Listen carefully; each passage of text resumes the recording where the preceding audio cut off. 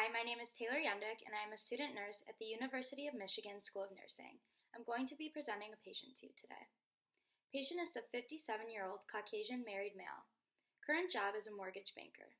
Patient was admitted to Beaumont Hospital in Royal Oak, Michigan in June of 2015 with a chief complaint of tenderness as well as a notably enlarged lymph node on his neck, which patient explains to have been the size of a golf ball. Patient was eventually diagnosed with a late stage 3 squamous cell carcinoma of the tonsils, caused by the HPV virus or human papilloma virus. After months of treatment, patient was diagnosed as cancer-free in February of 2016, but still continues to attend his follow-up appointments. Patient's current vital signs are all within the normal range. Blood pressure 128/84, temperature 98.2 degrees Fahrenheit, pulse rate 62 beats per minute, and a respiration rate of 20 breaths per minute. Patient's cancer interfered with his daily activities as he could no longer talk or eat. Patient felt fatigued by the chemotherapy and radiation treatment and could not carry out his usual daily activities, such as exercise or going to work. However, patient continued to work from home for a few hours compared to his regular 8-hour workday. Patient reports no history of chronic or serious illness. Patient's immunizations are all up to date. Patient reports no allergies or drug reactions. Patient reports no previous surgeries or hospitalizations prior to the cancer. During patient's most recent hospitalization, chemotherapy and radiation were used to treat the cancer. Patient received radiation to the throat 5 days a week for a continuous 7 weeks. Patient explains that he is not on any current medications and does not drink alcohol or use drugs. Patient describes having good health habits as he exercises every day, which consists of 30-minute runs followed by weightlifting. Patient reports that he never was a frequent drinker, and his diet is typically healthy, and he explains that he tries to incorporate protein, fruits, and vegetables into all of his meals in order to maximize the nutrition. Patient explains that he no longer drinks coffee after trying to cut down on his regular daily intake. Typically, patient explains getting 5 to 6 hours of sleep a night. However, he explains that he feels rested each morning. Psychosocial. Patient currently lives with his wife in a suburban home, and his 2 children often come home from college on the weekends. Patient feels that he has tremendous family support from his wife, children, and extended family. In order to cope with his cancer, patient said he turned to spending time with his family and watching his favorite sports.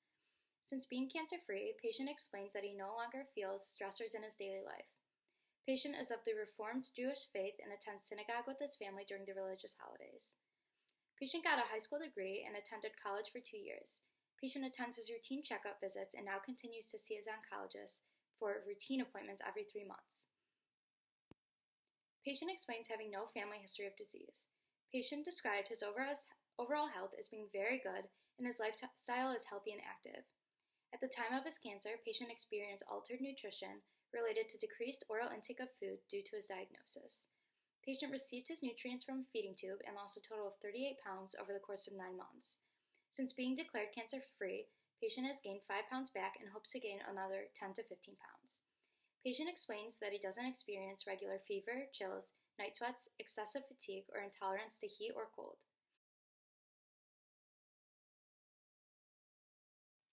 Given patient's diagnosis, it is important to assess the head, ears, eyes, nose, throat, and neck. Patient explains that he doesn't experience headaches, dizziness, or vertigo.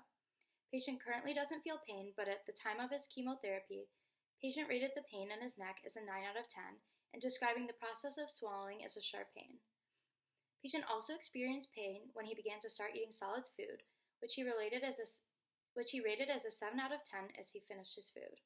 Patient has not experienced any visual changes or injuries of the eye.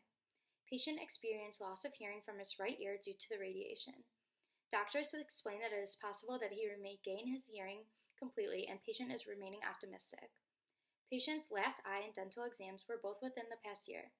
Patient experienced persistent voice hoarseness following the cancer. At the time of his illness, patient could not talk and attended speech therapy 3 times a week for 3 months. Patient reports no unusual sore throats except in the winter months due to the dryness and temperatures. Patient received radiation to the neck and explains that at the time of his cancer, he felt extreme tenderness in the area. Given patient's diagnosis, it is also important to assess the lungs and thorax. Patient has no history of pneumonia, bronchitis, or asthma. Following chemotherapy and radiation treatments, patient recalls shortness of breath due to the low stamina that lasted the first few weeks. Patient experienced persistent coughing for 3 months due to the cancer and radiation treatment. Cough was productive and consisted of heavy mucus. Patient never experienced pain or wheezing with breath.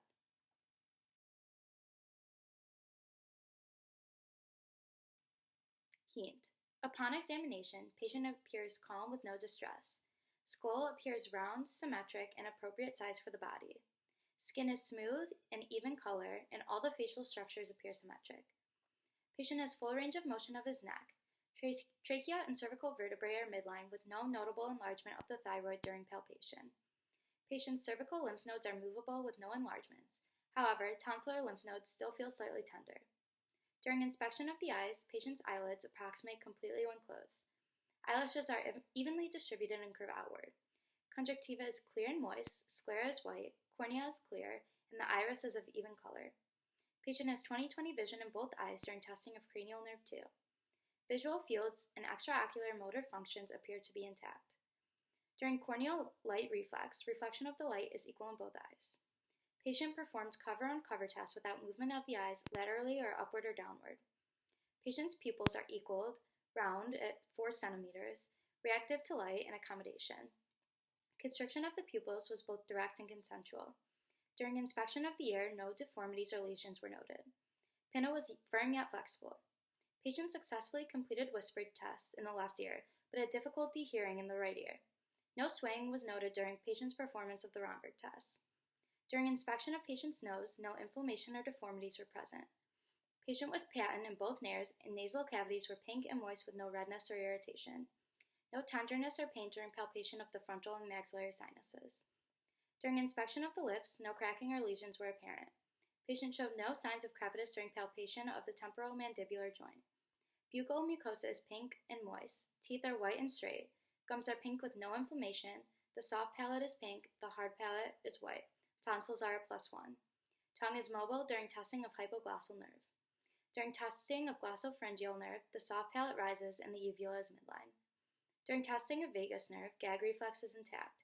Voice hoarseness has been persistent but improved since patient's original diagnosis. Physical exam of the respiratory system. During inspection of the thorax, patient's chest appeared symmetric, free from injuries or deformities, in even color, and his AP diameter had a ratio of 2:1. When observing his breathing pattern, patient shows no signs of distress and had a normal rate and depth to his breaths. Trachea appeared to be midline during palpation. Expansion was palpated for posteriorly, as well as tactile phlebitis and palpation of the ribs and thorax. All lung fields were auscultated anteriorly, laterally, and posteriorly, with no sounds of wheezes, crackles, or rhonchi. However, if auscultation occurred during the time of the patient's illness and treatment, crackles may have been heard along the bronchioles during coughing episodes or times of shortness of breath. Auscultation for bronchophony, egophony, and whispered pector colloquy showed no signs of consolidation in the lungs.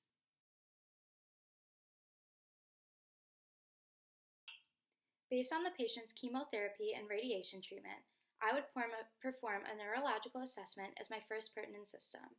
According to the 2010 Current Oncology Reports from the U.S. National Library of Medicine, the central nervous system and peripheral nervous system are very susceptible to cancer treatment. The commonest of these complications are radiation-induced injury to the brain, spine, and peripheral nerves, and chemotherapy-induced peripheral neuropathy. The suppressant effect of cancer and its treatment on the body's immune system can result in infectious complications within the nervous system. In order to assess the neurological system, I would present the patient with a mini mental exam in order to assess his mental status. I would also assess his motor and sensory functions, as well as his reflexes, to ensure no neurological damage. Pertinent system number 2, abdominal.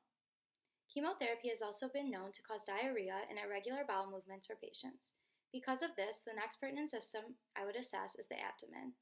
According to the Clinical Journal of Oncology Nursing, chemotherapy causes damage to the intestinal mucosa, resulting in neurosis of the cells that lines the intestines. Those necrotic or dead cells increase inflammation within the intestinal mucosa, causing decreased intestinal absorption and resultant diarrhea. When assessing patient's abdomen, I would first ask about the patient's nutrition, pattern of bowel movement, and note his last bowel movement. If patient reported diarrhea, I would ask about the color and consistency. I would proceed to listen for bowel sounds to be sure that I heard 5 to 30 irregular high-pitched sounds in each quadrant. I would also palpate each quadrant using light and deep palpations to feel for tenderness, masses, or enlargements.